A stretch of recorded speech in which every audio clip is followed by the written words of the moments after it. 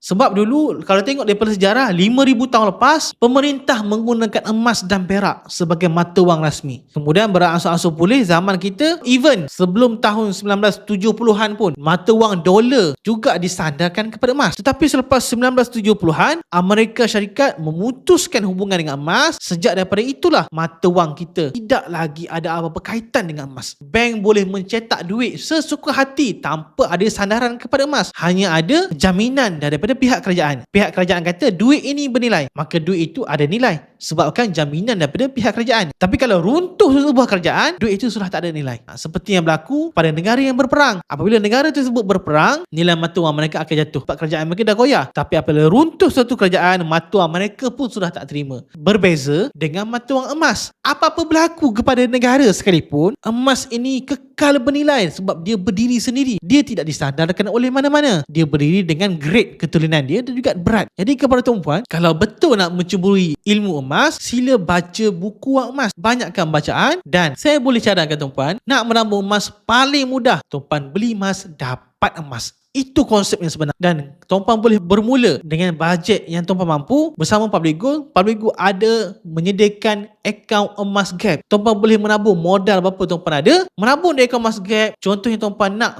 250 gram gold bar ini. Tuan-puan boleh keluarkan daripada akaun emas gap tuan-puan. Tak ada masalah. Asalkan tuan-puan boleh menabung sikit-sikit, cukup grade emas tuan-puan. Keluarkan 250 gram ni. Ataupun kalau tuan-puan ada bajet yang besar terus, sekitar RM114,000, boleh terus ambil 250 gram ini. Tak ada masalah.